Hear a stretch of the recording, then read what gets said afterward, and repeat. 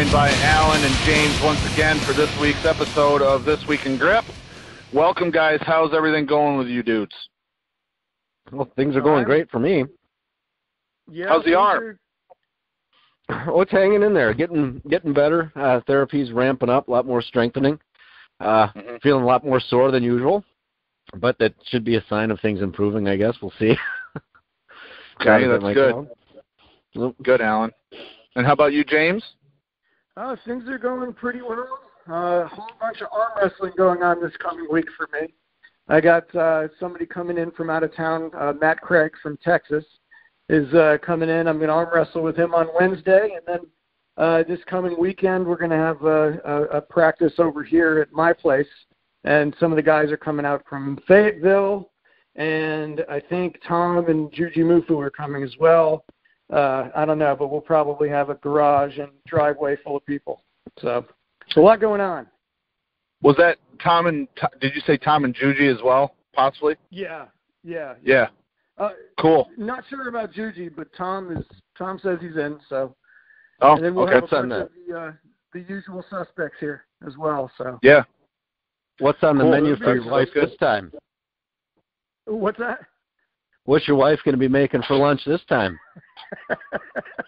Yeah, I don't think I'm going to put the pressure on her to make lunch. No? My waistline certainly doesn't need it anyway. So well, my mouth was watering last time hearing you talk about it. Oh, well, it was fantastic. I'm telling you. Yep. If you guys ever come to town, I'll have the wife make chicken Marcel, I promise. That'd be great. Wow. You will enjoy it thoroughly. I can promise that. Sounds great. But yeah, a lot coming up. No doubt. I got a lot of arm wrestling to do this week. My tendons are already aching preemptively thinking about it because I don't arm wrestle much. And then, next week of training, the week after, Australia. So I'll be with it. You guys will be without me for a couple of weeks. You going to be meeting up with Ryan Bowen out there for any arm wrestling, or? I don't think so. No, I don't think so. And I don't know where he is in Australia. I'm going to be in Melbourne. And because my son's at RMIT, I'm going to be in Melbourne, and there is a crew of guys that are really good there that train. So I know they wanted to link up and possibly arm wrestle and do some grip stuff. So I will keep you guys posted on that. But for the most part, it's just a mission to go visit my son. So sure, nice, sure. Yeah, I hope it's successful and you have safe travels. I appreciate that. I'm not looking forward to the flights, I can tell you that. How long of a flight? Total air time is going to be like in the 23-hour range. Oh, that's long. Yeah. You lose a day going out and coming back. So.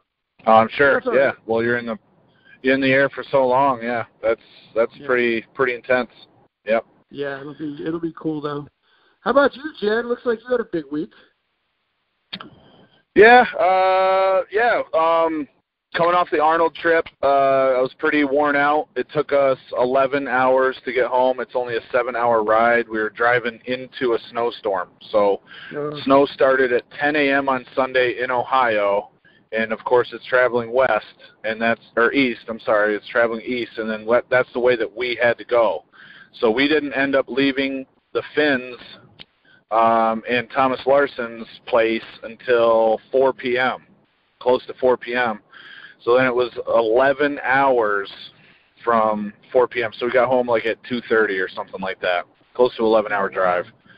Yeah. So, but I guess that's the subject of the day is the trip to the Arnold, the Arnold Armlifting competition, and Rogue Record Breakers that I took part in.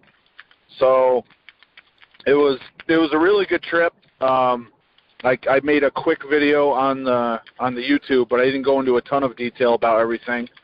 The competition went really smooth, and of course, Ironmind introduced their new chalking rules beforehand, so we weren't sure if they were going to use those rules or if they would go by their own rules. We weren't really sure what they were going to do, so they ended up.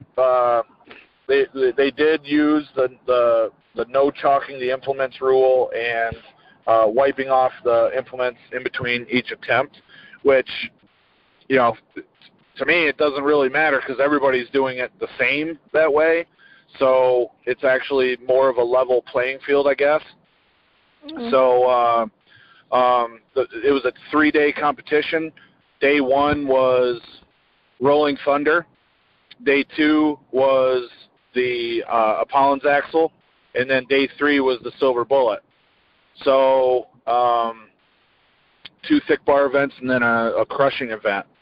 And I can go into each day, each competition, competition event. Is there anything that you guys want me to cover before getting into all that detail as far as the contest is concerned? Well, one thing I would ask is, it sounds to me like obviously the Rogue Record Breakers was a separate thing, but that was after you did everything else? That's a good question. I'm glad you brought that up. Yes, that was completely separate, and I actually only found out about the Rogue Record Breakers maybe 2 weeks before the competition. So basically Steve Slater reached out to me, asked if I'd be interested, and I had to ask him what time it was because I knew that the competition was going to be in the morning. So if they were going to do something at like 8 or 9 in the morning, there was no way I was going to be able to do it.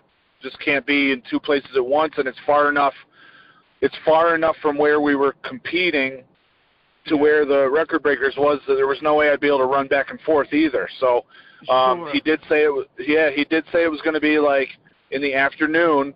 So to me, based on the schedule that Clay Edgen had sent out, it looked like it was reasonable. So I went ahead and said yes. And then I found out later on that Adam Glass was also invited to it. So it was going to be totally separate. No, did not factor into the scoring whatsoever. Totally separate endeavor. Yeah, and I think for those who haven't been to the Arnold Classic, that convention center is huge. And it is I jokingly call it the Meathead Steak Manhattan because it looks like Wall Street after the bell. I mean, it's like it's body to body, just packed back to back, and it looked like the Rogues Record Breaker thing was on the main stage, and a lot of times, well, correct me if I'm wrong, because it kind of looked like where they did the Iron Mind events looked like it was in one of the rooms off of the hallway outside of the main area. Yeah, so James, I know you've been there. Alan, you haven't been there, right? I haven't been, no, so I was hoping you'd paint a good picture for me here. Right, so I'll paint the picture. So imagine this giant building, the convention center building takes up like multiple blocks, okay? It's like 4 blocks or something like that. At least that's what it seems like. It could be more. But anyway, there's multiple, probably more. And there's multiple entrance points in order to get into the building. So each entrance point might have like 6, 8, 10 doors there, and you can almost imagine those doorways are like the width of the hallway once you walk in. And in some cases, it actually opens up to an even bigger area. So once you go into the building through one of these walkways, you're almost immediately into a carpeted area. If not, you might have to walk 10 feet or down a set of stairs and you're in a carpeted area. So in many of those carpeted areas, they'll install a stage or another competition area with chairs and stuff like that. So not only do you have like the main convention area, which is a giant expo with a stage in the middle of it and satellite stages on the left and right, you've also got areas out in the hallways where there's stuff that's kind of like pushed back into corners. And they have other enclosed areas, and they have hallways that you can go into to find other things, like they had foosball this year. They have fencing every year. It's crazy, Alan. There's stuff everywhere. So they called it the concourse stage where we were competing. So it was the stage was almost identical to the stage that we competed on at the Philly competition last year. So it was like a 3 or 4 step thing. You walk up 3 or 4 steps and you're on the stage so people can see you better. On the same exact stage, they had jump roping demos. They had pole pole fitness demos, which pole fitness is like what David Wigren does, the competitions where he does the pole dancing and different things. That stuff was going on. They had at any given time you might walk by that same stage and you see people doing like an aerobics class, kickboxing, like the thump or whatever it's called, or bang or whatever it is where you hit the sticks on the floor, all that stuff. Pound, thank you. So it was a multi-purpose stage. We had that stage for an hour each morning. So on day one, we got really crammed. Like the people that followed us, which I think was pole dancing, wanted the stage at like 9:45. So I might have the times mixed up, but basically I think we started at 9 and we went till 10. They wanted to get on there at 9:45. We weren't done with the Rolling Thunder yet. So we're like, take a hike. You know, this is more important. This is grip sport. Don't you know what this is? So they were like, oh, yes, okay, yes, right. Well, they were like, okay, yes, sir, thank you, sir. This is grip sport. We'll wait. Please take your time. So we finished the Rolling Thunder event. Like that. Basically that's how it went. But the way that we did the Rolling Thunder, the way that we did all the events was the ladies went first. They had their opener at a given point. So for the Rolling Thunder, I want to say it was like 40 kilos or 50 kilos, something like that. And then it was 5 kilo jumps. And then our opener was, I think, 85 kilos. So the men started at 85 kilos. And then it was 5 kilo jumps. You got 4 attempts. The attempts on day one were, I believe, 60 seconds long. But because pole dancing tried to kick us off the stage, on day 2 we went to 30 seconds just to try to keep it moving a little bit quicker. And you could also skip attempts or skip weights if you wanted to. You didn't have to take the initial opener. You could wait. So what I did, instead of taking 85, I took 90, which equates to about 200 pounds, because I knew that I could get, on a brand new handle, I knew I could get about 215 pounds. That's what my max was in training. So I started at the 200-pound mark, then went to 95 kilos, 100 kilos, which I hit all those really easy. I had a good hold at the top, no question for the down call. Then basically the idea was to try for 105, which 105 is roughly 231. I had gotten 231 in training on several occasions, but it was either on the previous new style handle that doesn't have the end caps, or it was on our other model of the brand new handle with end caps that was chalked. And I actually got up over 240 in training on those handles, but 105 at the contest it felt horrible. And it turns out that a couple other people, like I think it was Harry Talonen, wrote me and said that it almost felt like something got on the handle between 100 kilos and 105, because like a bunch of us hit 100 kilos and then missed 105. So and I remember thinking like, man, this feels weird because my thumb is slipping. Because for Rolling Thunder, it's just like pinch for me. If my thumb is on there good, I'm going to be able to lift it a lot easier than if it's not on there good. And it was slipping right off. So with a brand new handle and no chalk at all, I couldn't get my lock on it for 105. Others could. I mean, plenty of people went up beyond that. So and then one of the dudes actually got disqualified because he kept using his own towel. It was like Andreas Brixen or something like that. We were told like it's going to be cleaned in between each implement or each attempt, and you can't use your own towel. So the first attempt, he went up there, used his own towel. They warned him. He went up there and did it again. So it was like 3 strikes, you're out. He was disqualified after doing it 3 times. Was there a language barrier there? No, man. I from what I understand, he speaks like really good English. At some point we ended up talking a little bit after the contest was done, and it seemed pretty good. But interesting. And then then there was some propaganda put out that there was a death threat made. We saw it on Facebook. I was like, no way. There was no death threat. So I don't know what that was. It definitely wasn't true. It was threat about what? There was supposedly something was put up by.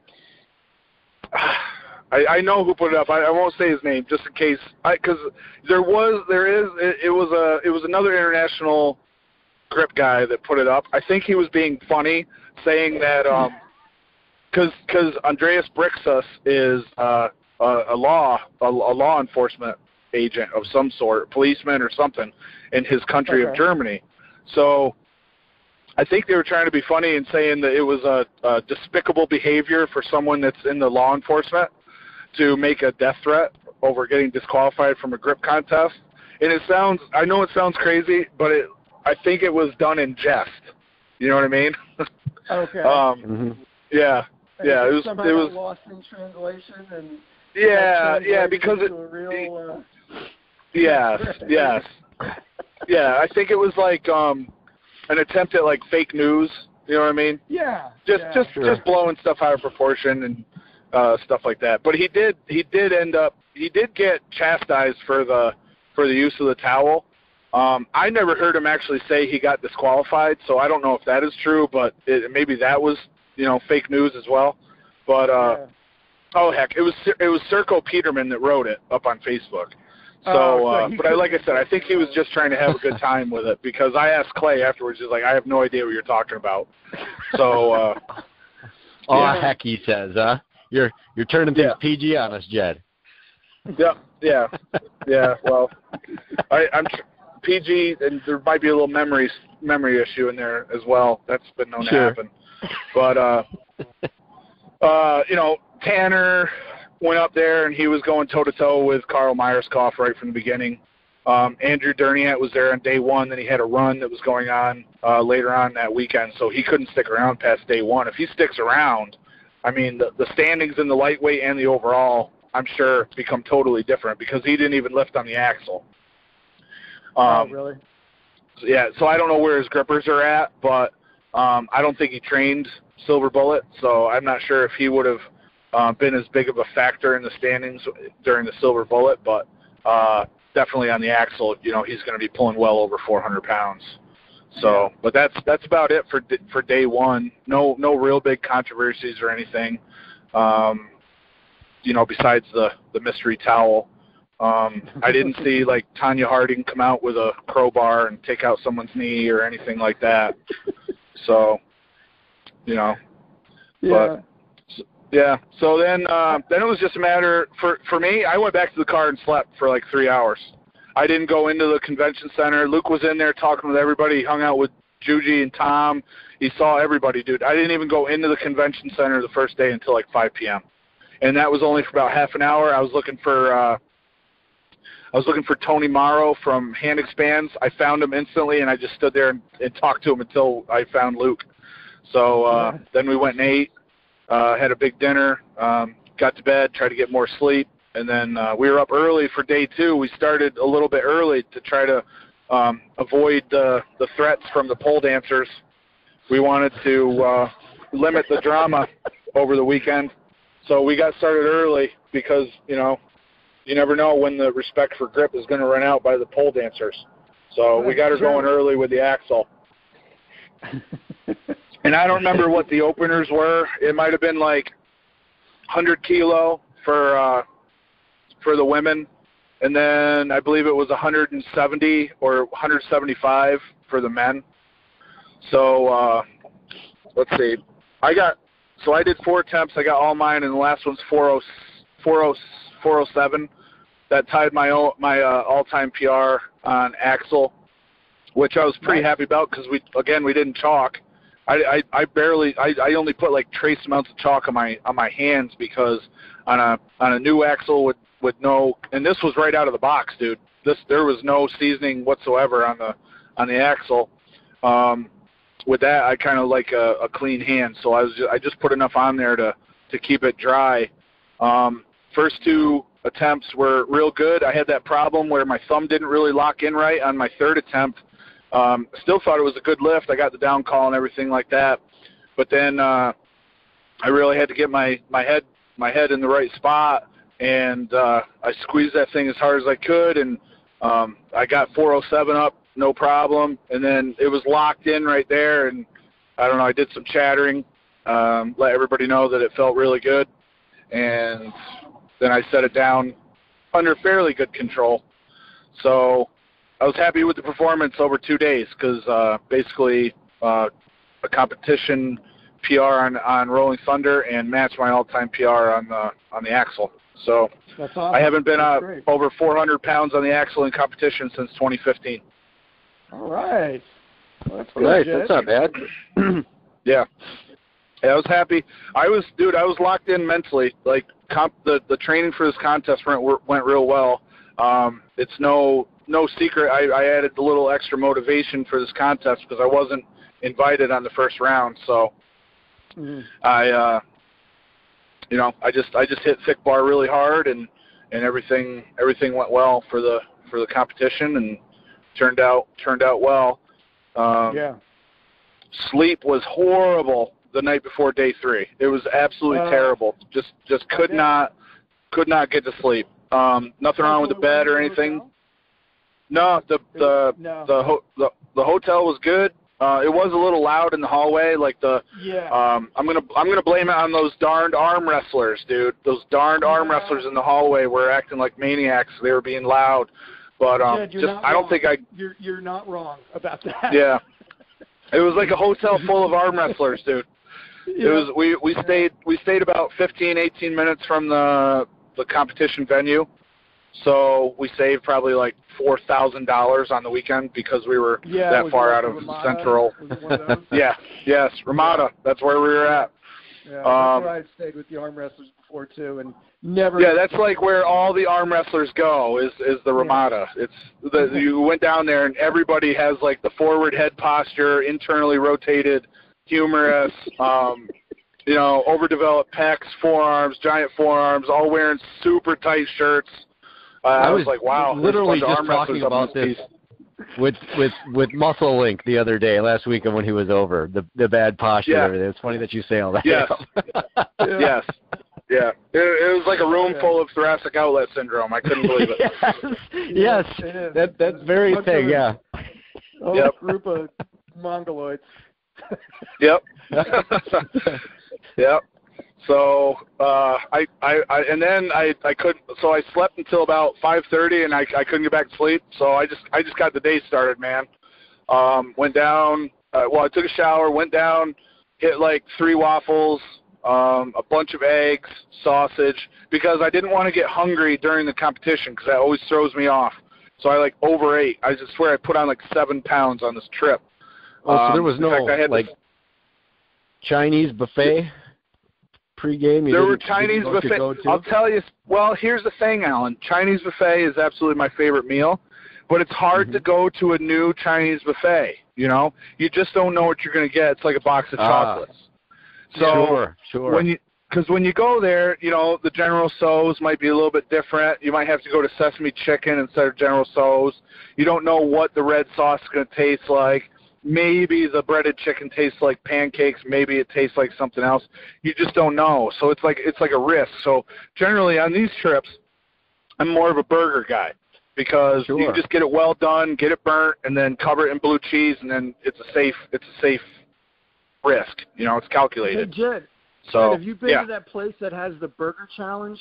I can't think of the name of it, but it's right there.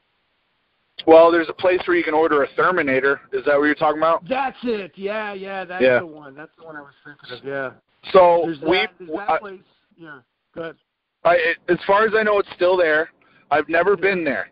Now, back in the day, back in like the mid-2000s, when I still worked at the beef plant, I would go to Ohio State University and do job recruiting. And one time, the trip fell on the exact same week as the Arnold Classic. So the year that I'm in videos with Rex Hubbard and Paul Knight and Sean Dockery and Chris Rice and Nick Rosendahl, we're out at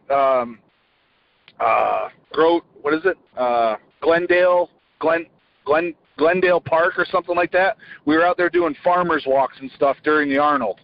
That was probably one of the funnest times that I've ever had at the Arnold. that trip. But back to the Terminator. That we were gonna go. I was gonna go with a guy named Eric Reynolds to go try the Terminator Challenge or whatever. But it was packed. It was totally packed. So we couldn't end up doing it. Well, I was there one year with Don Underwood and Bill Logsdon from Missouri. And Bill, he competed at the Arnold this year at 176, but that year he was in the 198 class. And he was able to, whatever the challenge was, maybe it was a Terminator. I'm talking 10 years ago, you know. He ate it. Like, he completed it. And me and Don couldn't. So, Don, you said Don Underwood, right? Yeah. He's a big dude. Yeah, he was at the Ramada. He's hilarious. Yeah. He was down there eating. He talked with everybody. And he's got that deep voice and kind of nasally tone, and that was entertaining. That was entertaining each morning. Listen to him interact with everybody because he knows everyone. Yeah, we had one night out in Indianapolis that I won't get too far into, but we lost somebody, and that somebody happened to call me at like 3 a.m, drunk, wandering around Indianapolis, and I don't want to say the person's name, but he was like, "Where am I?" And he was like crying to me on the phone, and I'm like, I don't know. I don't live in Indianapolis. I'm going to get up and come out and look for you at 3 a.m. But I had good times with Don, but those guys get crazy. So you can only take Don in doses. Yep. I definitely wish I could have witnessed what all was going on because it sounded like a crazy party on our floor. So day 3 was Silver Bullet. We went in order by current placing. So again, the women went first, and they went in order by who was in last place went first, and who was in first place went last. Same thing for the men. So there was another guy there who his name was also Andreas, and I can't remember his last name. He's the guy with all of the tattoos on his head. He's like Bam Bam Bigelow, only not 400 pounds. He was like 100 kilos. Yeah, it's like Arakanisi or something like that on Instagram. Oh yeah. Super intense. And I knew that he was coming there because he used to post about Arnold's and it would be in his comments, and he was doing Silver Bullet training. So he only did the Silver Bullet. So you could sign up for, one event, 2 events, or all 3. And he was one of the fellows that signed up for just that event. There was another guy from Finland who I don't recall his name. He also signed up just for the Silver Bullet. So lots of dudes hit the number 4, man. If you go back and watch my videos, you'll see a lot of people hit the number 4. I felt so bad for my good friend, man, Eric Rusin. He tried that number 4, didn't quite get it. I think he tried it again. And then he started fumbling for the 3.5, the 3, and his time ran out. We had a 60-second time limit, and he was never able to get a lock. I felt so bad for him, man. Felt so bad. That's a bummer. So, yeah, and I was cheering for him big time. That's when Clay told me to quiet down because he was recording. Clay chewed me out twice for my behavior during the competition. One time I was cheering too loud, too close to the camera, and then I dropped an F-bomb once I released my Silver Bullet. I wasn't mad or anything. It's just like it came out, and that's just usually what I say when I'm done. So it wasn't like Cupid's Nightmare where I threw the grippers out. It wasn't anything like that. But he's like, please refrain from using expletives on the stage. Thank you. And I apologize. So it was like a non-issue. And I think a bunch of people in the crowd laughed.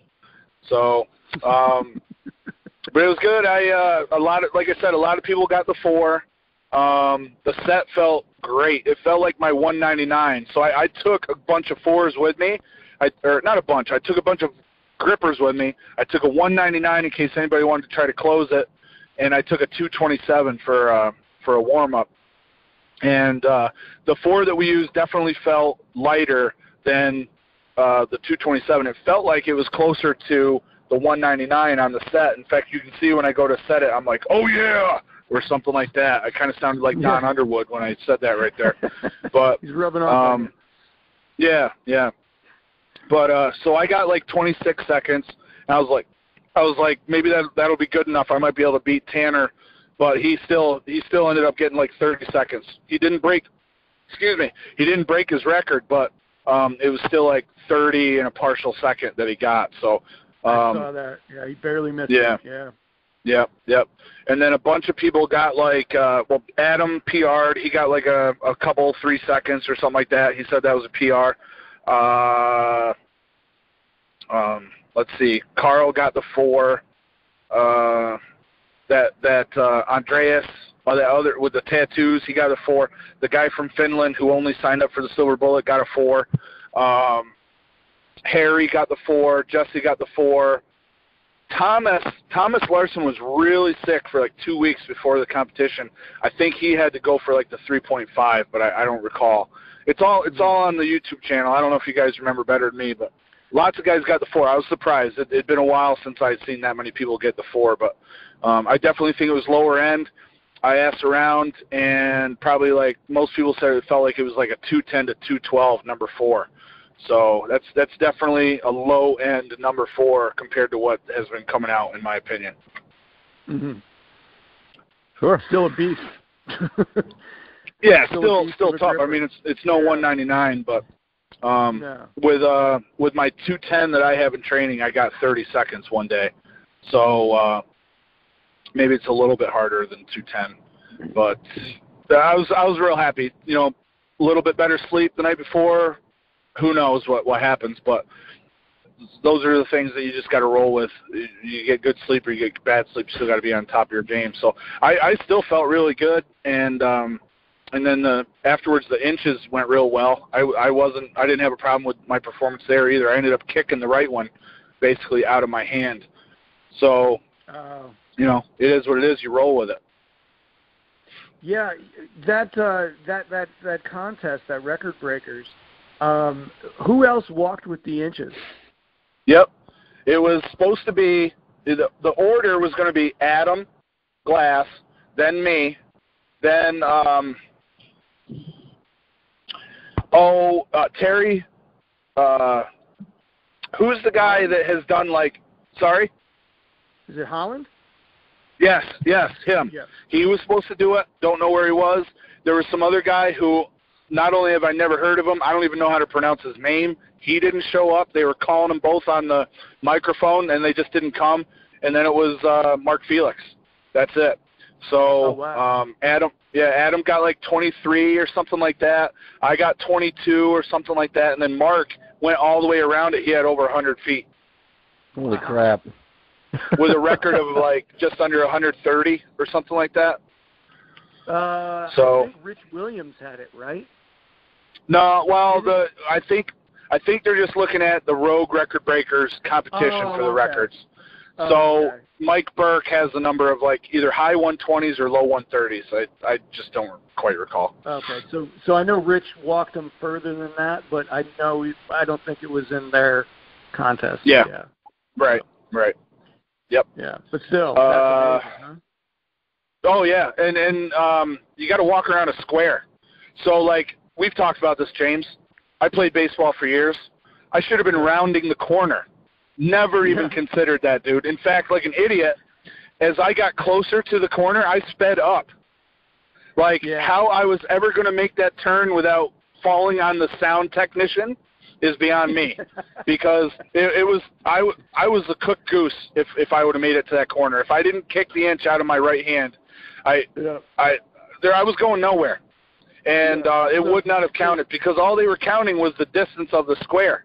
They weren't like doing like the PennDOT rolling measuring tape deal where you go and just follow the guy. So he actually probably walked about another 40, 50 feet, but they were only counting the square, the so periphery. You're outside of the square too, so it's hard enough to think, I need to cut the bag just right, but this time I had to cut the bag just right, holding 2 Thomas Inch dumbbells. Yes. Yep. Makes it a little more complicated. Yeah. Yeah, they felt good. I tried to chalk whisper them as much as I could. Adam said they felt good. I'm sorry? Did you invite Luke on stage? No, well, I was looking for his ass when I was in the back warming up. I couldn't see him.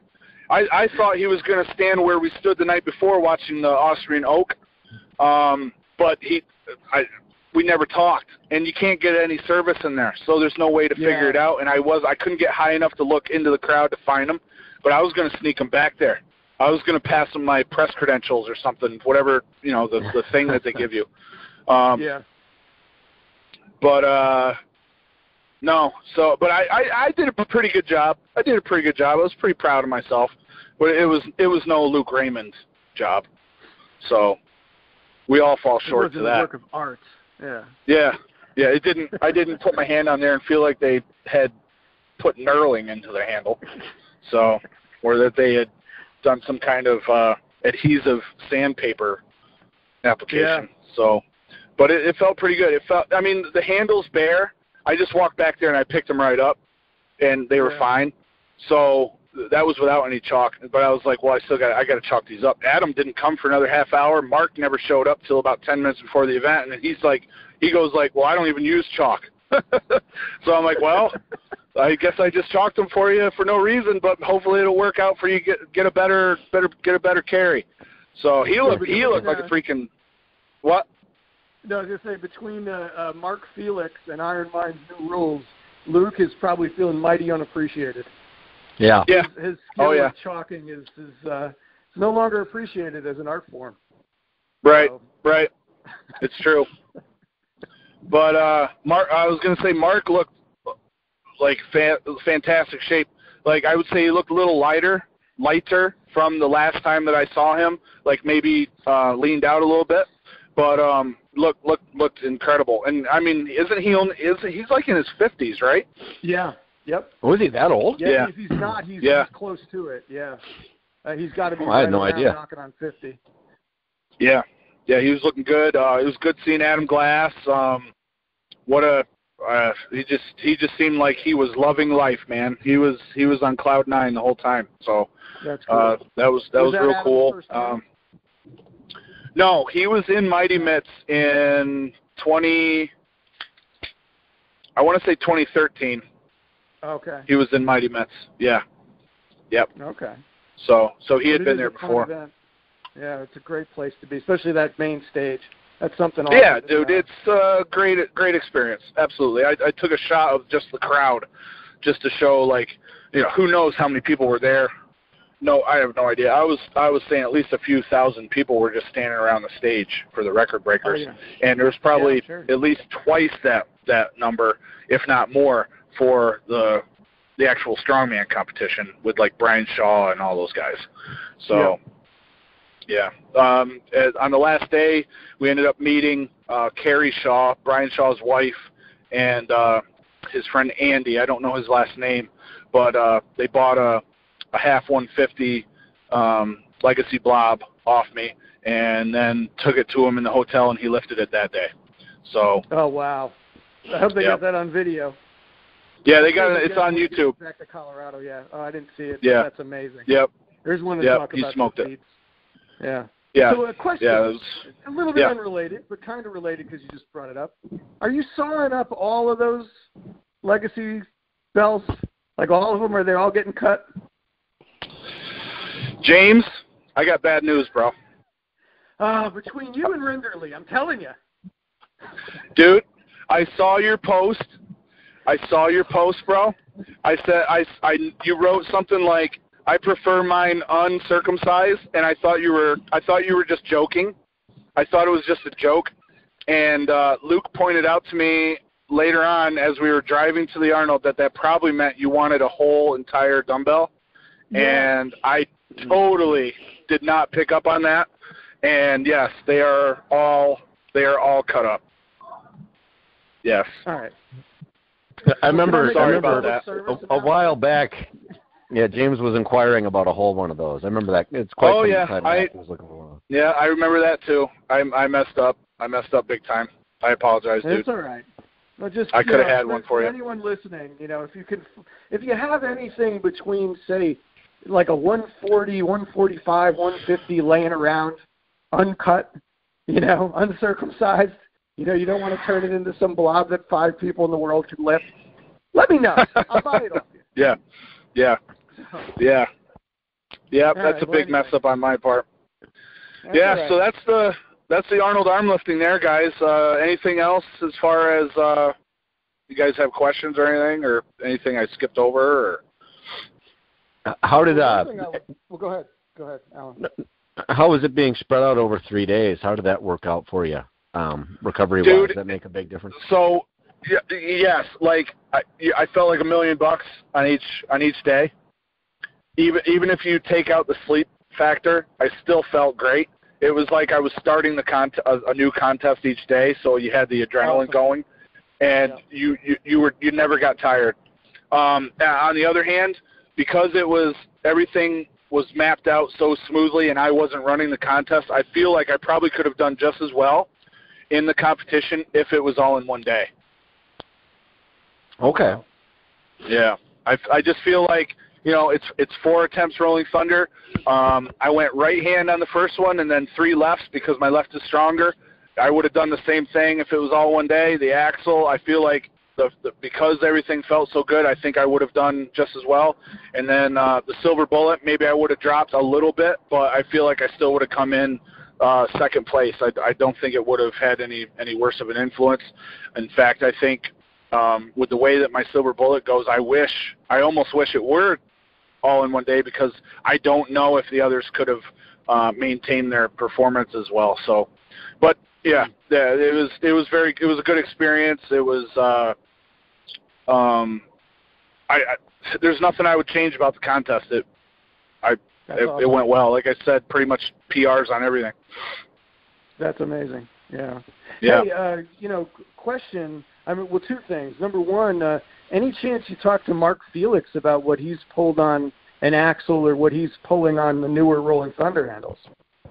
Dude, I was so nervous and jacked up during the prep and stuff. I didn't even really talk to him that much, so okay. I really don't know. I was more interested actually in trying to get a chance to speak with Mark Henry because you guys know, the first thing I did when I saw him was I congratulated him for being put into the WWE Hall of Fame last year, which it's quite an accomplishment. It's still only a fraction of the number of people that have ever wrestled have been in the Hall of Fame, whether it's a legitimate Hall of Fame or a legitimate sport or not. I mean, it's still a formal recognition, So that's the first thing I said to him, and he said thank you and stuff like that. I talked with Dennis Rogers and things like that.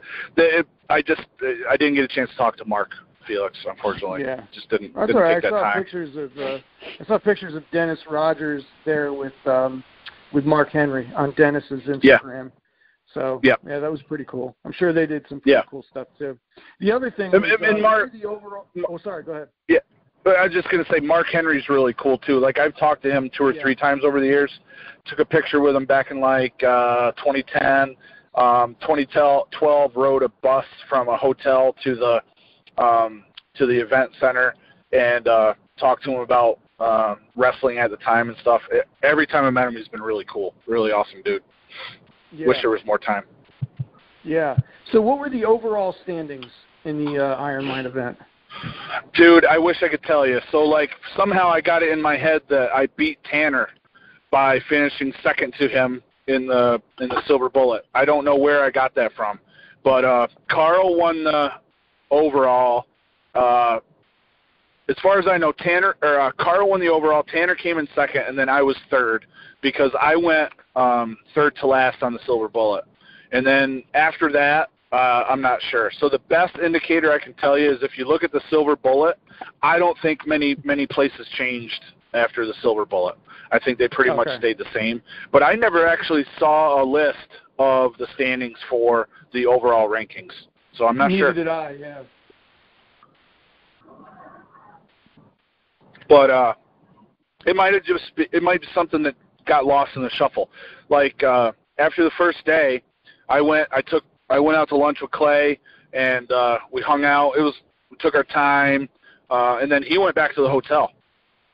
and he immediately got on stuff. Day 2, I don't know what he did. I know he ended up back at the hotel, got stuff up online. Day 3, I went to the Record Breakers. We went and hung out with Thomas Larson, Jesse Panonen, and Yoni Mahonen, and then I don't know what happened. I never saw anything after that, so it could be out there somewhere as far as I know. I really just don't know. Okay. Well, it sounds like an amazing event.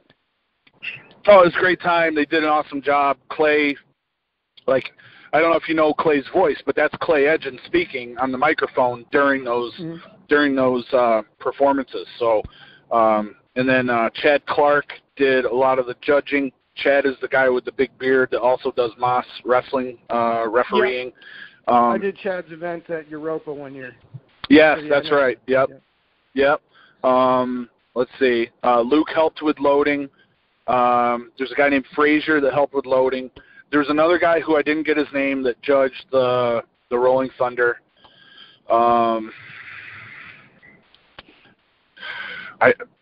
And of course Ricardo's active behind the scenes with Ode and Clay.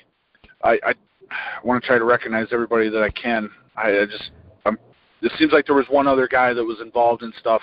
John O'Connor also helped out. Okay. He was involved as an assistant and spotter and stuff like that. So, there's a lot of people behind the scenes of every competition that make a big contribution. It's nice that they get recognized. So I'm just trying to remember everybody's name. Absolutely.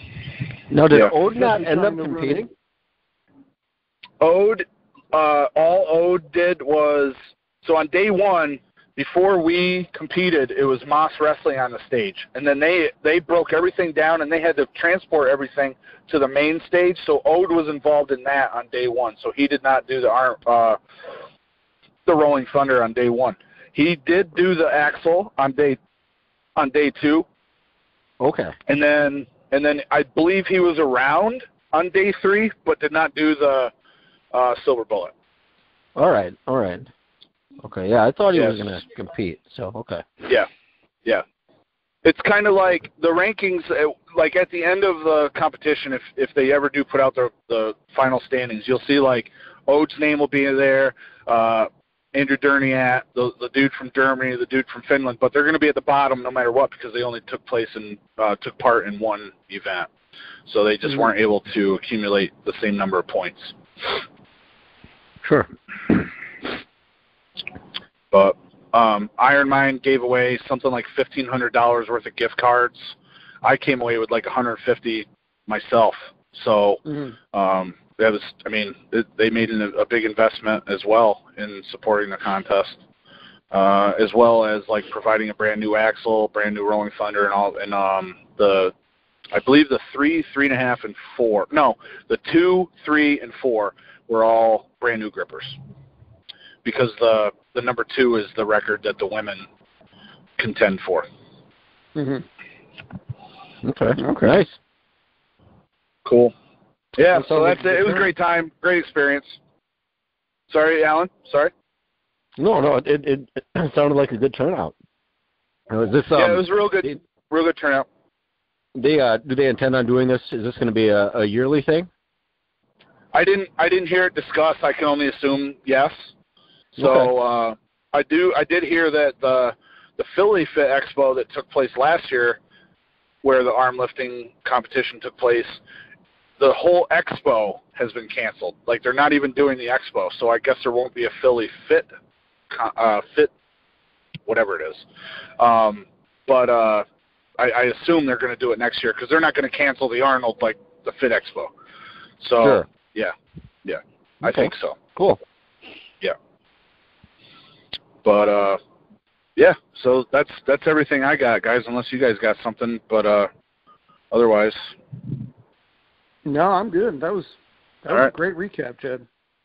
Cool. Thank you. Appreciate it. It was a great time, and hopefully I did everybody justice. And I guess the show's yours, Alan. All right. Well, that is the Arnold recap on This Week in Grip, everybody. Hope you liked it. Make sure to subscribe, ring the notification bell, and we'll see you again with another one. Talk to you later.